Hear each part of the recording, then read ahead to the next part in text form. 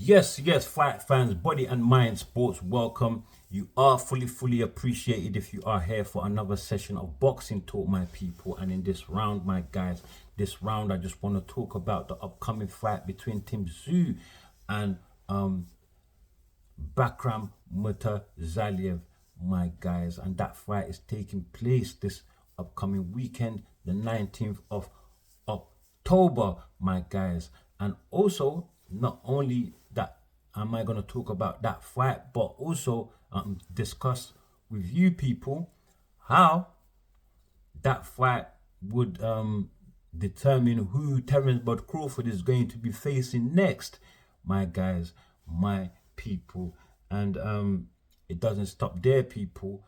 I will also talk about how that particular fight, in fact, would not only determine who Crawford will face next, but would also be paving the route to which Terence Bud Crawford may get the opportunity to become undisputed champion at the junior middleweight division, my guys, my people. So without any further delay, let's get cracking and get straight into it, my people. So yeah, starting with Terence Bud Crawford. Terence Bud Crawford, after defeating Errol the Truth Spence, my guys, just over a year ago to become undisputed champion at 147, my guys. Well, they did have a rematch clause which has not come into fruition as of yet, my people. For whichever reason, it has not come into fruition. Therefore, well, as planned, Terence Bud Crawford choosing to move up to 154, that is the junior middleweight division, to campaign in that division and hopefully grab some titles over there also. And in his very first fight in the division, going against Israel Madrimov, he was able to capture Madrimov's WBA title to become the WBA world champion at 154. Not only that, but in defeating Madrimov, he also became the WBO interim champion in the same said division, my people. While you know, Errol the True Spence had high interest, aside from a rematch with Crawford. He had high interest in making a fight with Sebastian Fundora, my people. Sebastian Fundora, my guys. They were supposed to Errol the True Spence wanted to make a big money fight with Sebastian Fundora, my people, at 154. So he also was to move up to the same division as Crawford. And so Crawford, after beating Madrimov, becoming WBA, holding the WBA title and becoming the WBO interim champion. Well, that made him mandatory to Sebastian Fundora's WBO title, a title Fundora captured from Tszyu after defeating Tszyu earlier on this year, my people. Not only did he defeat Tszyu, but he also you know, in that fight became the WBC title holder. In that I mean he became the WBC world title holder. That championship title put on the line by WBC in Fundora's fight with along with Tszyu's WBO title, as the WBC title was in fact vacant at that particular time, after the former undisputed champion Jamal Charlo, at the time, you know, he still was in possession of the WBC title, and so vacated that title, not honoring his mandatory in Tszyu preferring instead to move up 2 weight classes to face Canelo Alvarez in a big money fight and possibly claim Alvarez's unified titles in that division. So I hope I've explained that clear enough for you guys, my people. But as things stand, well, since Terence Bud Crawford being the WBO interim champion and also looking for a big money fight with Canelo Alvarez, well, I guess maybe behind closed doors negotiations were happening for on behalf of Terence Bud Crawford through Turkey Al Sheikh, who is handling the negotiations with Terence Bud Crawford and Canelo Alvarez to make their legacy fight. So I'm assuming maybe that was taking place behind closed doors. At the same time, when the WBO had in fact gone and ordered for Crawford to face his to challenge Sebastian Fundora for his WBO title, my guys. Crawford being the mandatory to Fundora's title. So yeah. Fundora though, like I've said already, had planned fights with Errol the Truth Spence. So the WBO, wanting instead for Fundora to face Crawford, well, gave Sebastian Fundora an ultimatum that the minute he stepped foot in the ring versus Spence, he stood to be stripped of his WBO title, which meant that Crawford would then be elevated to full WBO titleage, and Sebastian Fundora and his team looking to hold on to that WBO title, well, they decided instead to honor their mandatory in Crawford rather than face Errol the Truth Spence. And so negotiations ensued between Crawford and Sebastian Fundora to make their fight happen. However, negotiations given a 30-day window to to come up with a fight deal, and failure of doing so, the fight would have gone into a purse bid. However, just before that 30-day window came into a closing, Crawford had reached out to the WBO committee asking for a 10-day extension, my people. With that extension granted to Terence Bud Crawford, well, conversations between Crawford and Fundora, continued for another 10 days. Again, before that 10-day period came to an end, a purse bid was avoided as both teams, came to an agreement. Of course, that agreement was that Terence Bud Crawford would allow Sebastian Fundora to go ahead and make his so-called big money fight with Errol the Truth Spence, with the promise that Terence Bud Crawford would later on, along the line, revisit the whole idea of fighting for Fundora's WBO title, my guys. So that means that if Fundora and Errol the Truth Spence fight first, as the date has not been given, but a time period has been revealed, and that I believe would be the opening months of 2025. Hopefully January, if not maybe February, my people. But at the same time, there has been a fight that has been scheduled, between Tszyu and Bakram Murtazaliec. This is a voluntary fight, my people, between Bakram Murtazaliec and Tszyu.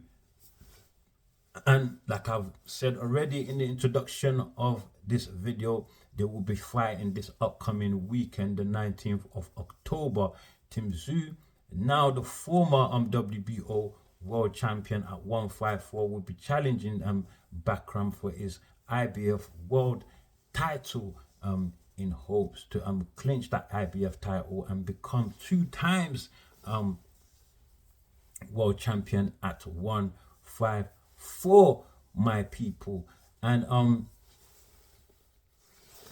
Terence Bud Crawford has now shown interest in maybe becoming undisputed at 154, since it seems that his dream, his plan of making a big fight, a big legacy fight with Saul Canelo Alvarez may well not come into fruition, my people, and might leave him at a lose-lose situation if he only focused on that fight only.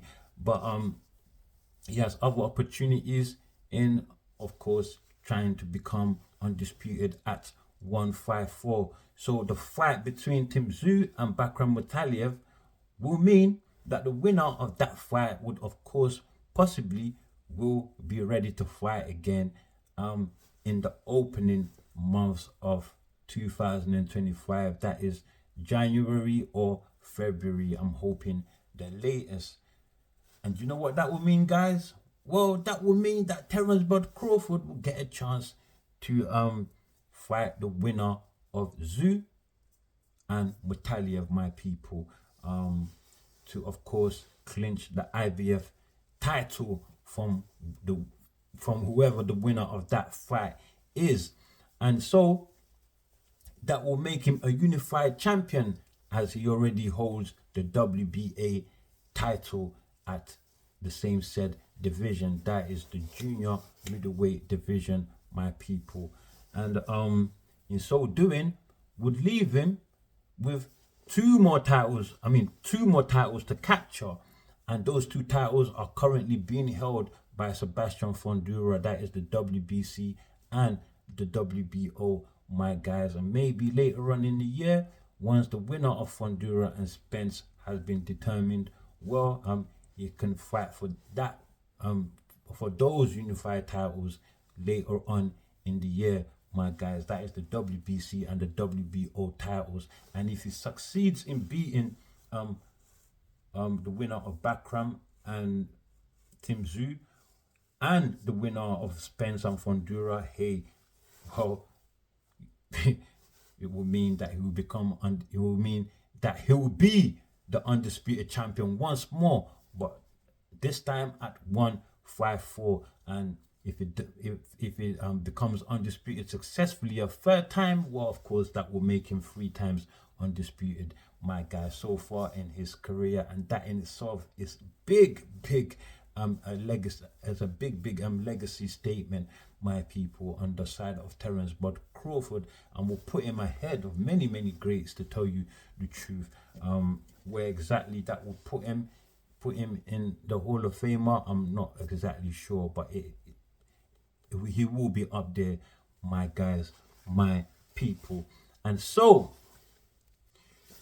that concludes the pathway, or should I say the fight that Terence Bud Crawford might be taking next, and the pathway that he might be taking, that would, of course, be determined by the winner of Tszyu and Bakram and Murtazaliec this upcoming weekend, my people.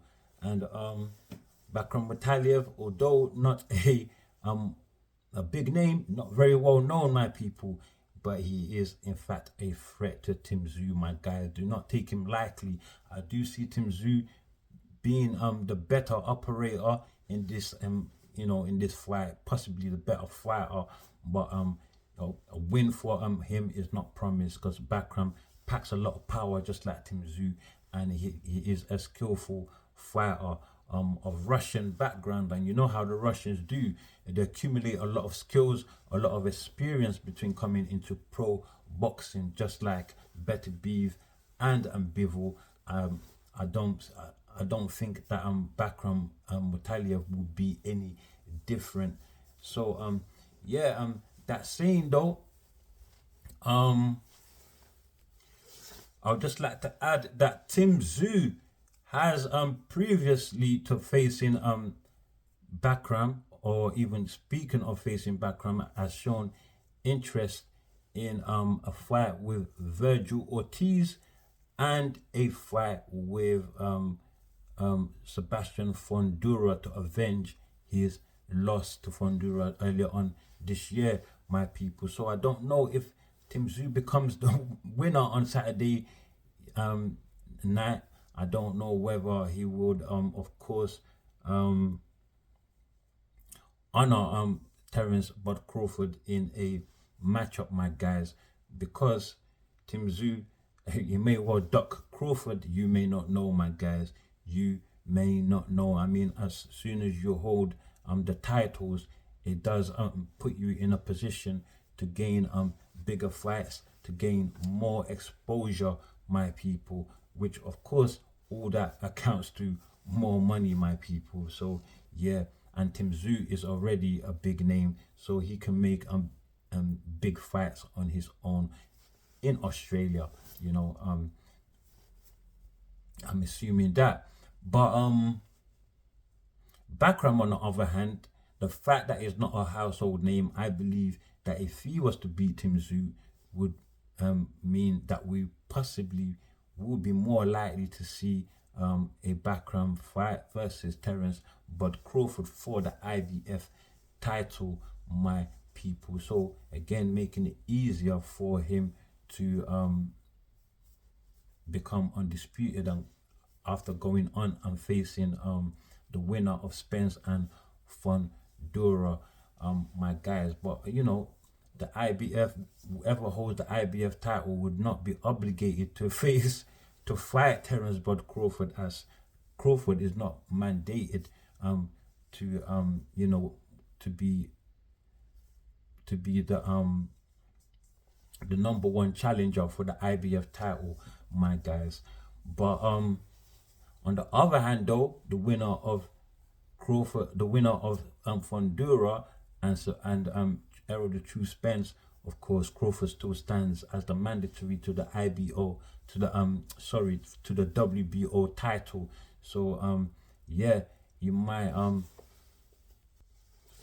yeah, so in that case, Crawford might just activate his mandatory position, my people, to fight the winner of that fight, my guys, the winner of that matchup between Fundora and Errol the Truth Spence. So with that said, that's all I got to give you on the route that Crawford might be taking from here on, my guys. Other than that, Crawford still got his name being called out by the likes of Jerome Bruce Ennis, Virgil Ortiz, two fights that fans are massively interested in Crawford facing. And recently, in fact, in today's news update, Virgil Ortiz has come out and given out a hit list of fighters that he will be interested in facing possibly next, sometime sooner or later. Well, in that hit list, he has Tszyu, he has the winner of Fundora and Spence, and then he has Crawford in there as well as Jamel Charlo. So Virgil Ortiz, as we know in the past, has been revealed by the WBO president Paco, that Virgil Ortiz turned down the opportunity to fight Terence Bud Crawford twice. Twice, not once, but twice. But at least now he's finally grown the courage to wanting to fight Crawford. Let's see whether that is actually real or not, my guys. Also, Jerome Bruce Ennis, another fight that we are all looking forward to. A matchup with Crawford. Jerome Bruce Ennis has finally, some days ago in the news headlines I was actually reading, he was saying that he believes that anything that Crawford does, he in fact does it better. And a fight with Crawford, we should not be surprised if it's actually if it makes it easier than we think it's going to be, because he actually knows what he has to do to beat Terence Bud Crawford, my guys. That is some that's a very, very daring statement coming from Bruce Ennis and Virgil Ortiz. They both believe they can beat Crawford, guys. Why do so many people think they can beat Crawford? I don't know, my people. But right now, I don't see it happening. You still even got Teofimo Lopez, who believes he can beat Crawford, and Ryan Garcia. It's like, I don't know.